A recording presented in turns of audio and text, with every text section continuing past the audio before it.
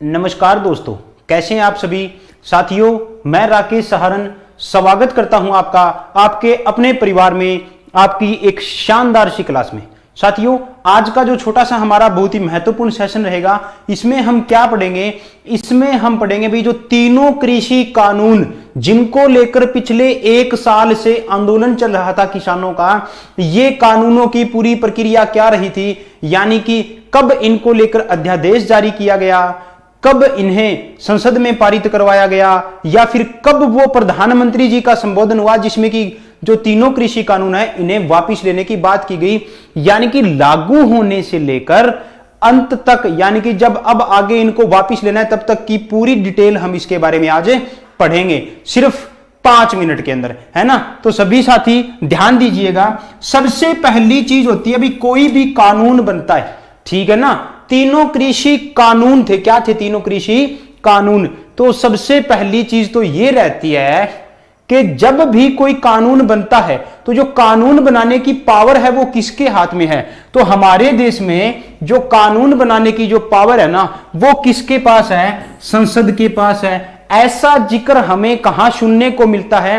भारतीय संविधान के आर्टिकल 79 अनुच्छेद 79 के अंदर हमें यह जानकारी मिलती है कि जब भी कोई नया कानून बनेगा तो वह कानून संसद के द्वारा बनाया जाएगा, संसद के द्वारा पारित किया जाएगा।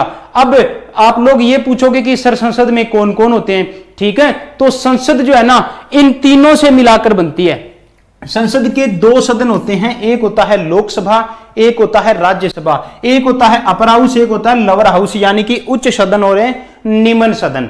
लोकसभा, राज्यसभा और महामहिम राष्ट्रपति जी हैं। इन तीनों को मिलाकर जो है ना, क्या होता है भी? इन तीनों को मिलाकर संसद परिपूर्ण होती है, ठीक है। तो क्या होता है, जैसे ही कानून लागू हुआ तो पहले तो क्या होता है, लोकसभा से पारित होता है, राज्यसभा, दोनों में से किसी में भी पहले रखा जा सकता है, चाहे लोकसभा में पहले रख लो या राज्यसभा में पहले रख लो। संसद के दोनों सदनों से कानून पारित होगा, उसके बाद राष्ट्रपति जी के पास जाएगा, और जब राष्ट्रपति जी इस पर हस्ताक्षर करते हैं तो कोई भी कानून बन जाता है। यही प्रक्रिया कानून वापस लेने को लेकर होती है, ठीक है। तो अब देखिए क्या हुआ, हमारे देश में जो कानून जो है ना, कानून 3 थे, वो कौन कौन से थे, ठीक है। तो एक था आवश्यक वस्तु संशोधन कानून 2020, दूसरा कौन सा था? कृषि उत्पादन व्यापार और वाणिज्य संवर्धन और सुविधा कानून 2020, तीसरा कौन सा था? कृषक सशक्तिकरण व संरक्षण, कीमत आश्वासन और कृषि सेवा पर करार कानून 2020 आपको सामने दिखाई दे रहे हैं। ये तीनों कानून हैं ये तीनों वो कृषि कानून हैं जो कानून संसद द्वारा पारित किए गए थे, हमारे देश में लागू किए गए थे, लेकिन इन्हें लेकर पिछले 1 साल से लगातार आंदोलन हो रहा था, ठीक है ना। तो अब देखिए, मैंने आपको यहां पर क्या बताया कि हमारे देश में कोई भी कानून जो लागू होगा वो लोकसभा, राज्यसभा और राष्ट्रपति जी, ये तीनों मिलकर उस कानून को ना परिपूर्ण करते हैं। तीनों के मिलने से ही संसद परिपूर्ण मानी जाती है भी। लेकिन क्या होता है, जैसे कि संसद के होते हैं साथियों 3 सत्र। संसद के कितने सत्र होते हैं? संसद के होते हैं 3 सत्र। कौन कौन से होते हैं भाई? बजट सत्र जो कि सबसे बड़ा होता है, मानसून सत्र और शीतकालीन सत्र, ठीक है ना। तो क्या होता है, संसद के ये 3 सत्र होते हैं, तो इन तीनों सत्रों में ही कोई ना कोई कानून बनता है। लेकिन कभी ऐसा भी हो जाता है कि संसद का कोई सदन सत्र में ना हो और कोई इमरजेंसी आन पड़े कि आज कानून लागू करना जरूरी है। उस कंडीशन में क्या होता है, उस कंडीशन में आर्टिकल 123 के अकॉर्डिंग राष्ट्रपति जी क्या करते हैं भाई? अध्यादेश जारी करते हैं। लेकिन ये कब होता है? जब संसद का कोई सदन सत्र में ना हो और कोई इमरजेंसी आन पड़े, उस कंडीशन में होता है। अब बात करते हैं तीनों कृषि कानूनों की। ये वाले तीनों कृषि कानून थे भाई, आपके सामने हैं, ठीक है। तो इन कानूनों को लेकर क्या हुआ था? अध्यादेश जारी किया गया था, ठीक है। कोई इमरजेंसी हो तब अध्यादेश जारी होता है, लेकिन थी एक हैरान करने वाली बात, लेकिन यहां पर अध्यादेश जारी हुआ था। क्वेश्चन पेपर में पूछा जाएगा, तीनों कृषि कानूनों को लेकर महामहिम राष्ट्रपति जी ने अध्यादेश कब जारी किया था? 20 को महामहिम राष्ट्रपति जी ने अध्यादेश जारी किया था तीनों कृषि कानूनों को लेकर। फिर संसद द्वारा इन्हें पारित किया गया तो कब किया गया? 25 सितंबर 2020 को। तो मैंने आपको क्या बताया था भाई, पहले लोकसभा से पारित होता है फिर राज्यसभा से, या फिर पहले राज्यसभा से पारित होता है फिर लोकसभा से, वहां से पारित होने के बाद फिर जाता है राष्ट्रपति जी के पास। तो राष्ट्रपति जी ने इस पर अपने हस्ताक्षर कब किए? 27 सितंबर 2020। क्वेश्चन पूछेगा, अध्यादेश राष्ट्रपति जी किस अनुच्छेद के तहत जारी करते हैं? अकॉर्डिंग टू आर्टिकल 123 कृषि कानूनों को लेकर राष्ट्रपति जी ने पहली बार कब अध्यादेश जारी किया था? 5 जून 2020 को।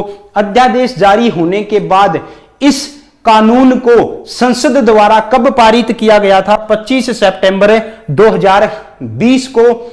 संसद द्वारा पारित कानून पर, तीनों कृषि कानून पर राष्ट्रपति जी ने कब हस्ताक्षर किए थे? 27 सितंबर 2020 को किए थे।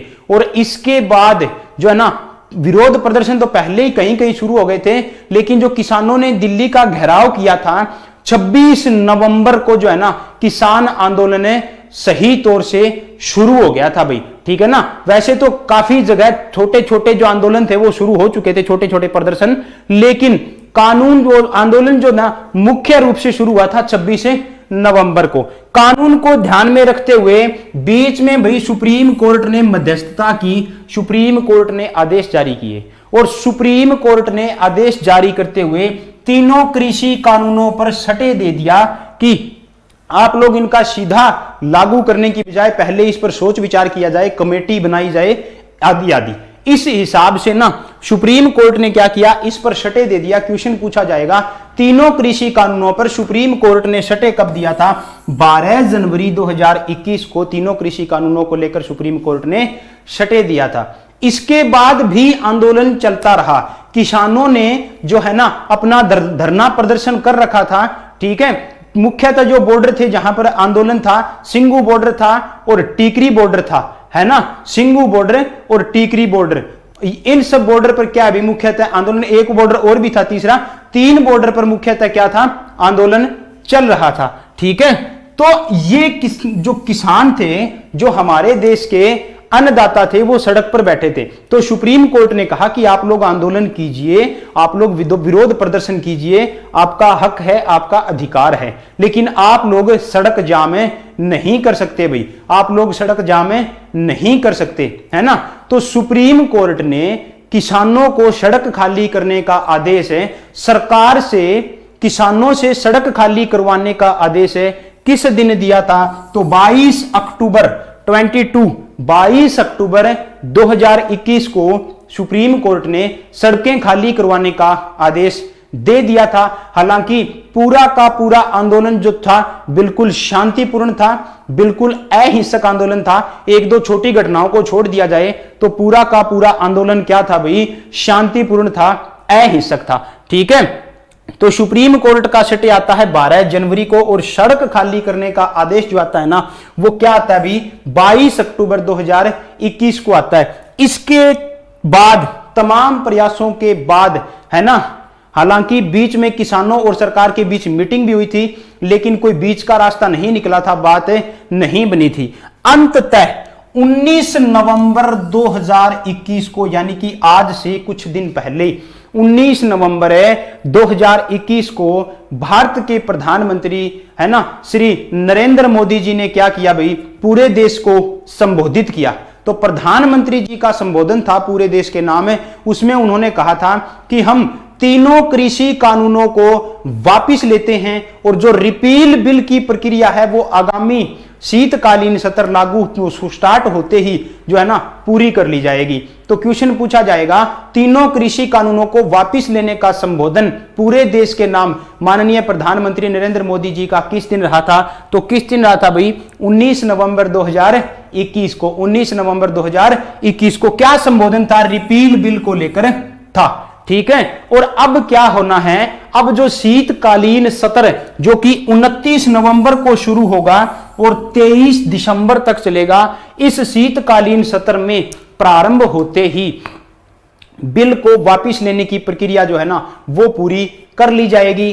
प्रक्रिया क्या होगी, वही जो कानून लागू किया था उस समय हुई थी वही होगी। उसमें बिल लिखा हुआ था, इसमें लास्ट में रिपील बिल लिख देंगे, सिर्फ है रिपील बिल लिखा होगा, सिर्फ यही होगा और कुछ भी नहीं है, ठीक है। संसद के दोनों सत्रों से पारित करवाया जाएगा। उसके बाद माननीय राष्ट्रपति जी हैं, महामहिम राष्ट्रपति जी हैं, उनके हस्ताक्षर हो जाएंगे और कानून वापस लेने की प्रक्रिया संपन्न मानी जाएगी। तो साथियों, ये थी तीनों कृषि कानूनों को लेकर संपूर्ण जानकारी। ज्यादा जानने के लिए है ना, सभी विद्यार्थी हर रोज सुबह 8 बजे हरियाणा एग्जाम्स बाई एग्जामपुर पर लाइव आना ना भूलिए। हर रोज सुबह 8 बजे वहां पर आपकी शानदार सी क्लास में लेता हूं, तो सभी विद्यार्थी हर रोज सुबह 8 बजे लाइव आया कीजिए हरियाणा एग्जाम्स बाई एग्जामपुर, ऐसी ही रोचक और महत्वपूर्ण जानकारियों के लिए।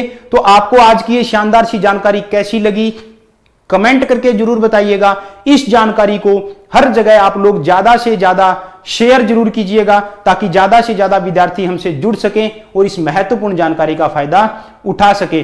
चलिए साथियों, हम मिलेंगे आगे अपनी इसी तरह की कोई महत्वपूर्ण जानकारी के साथ।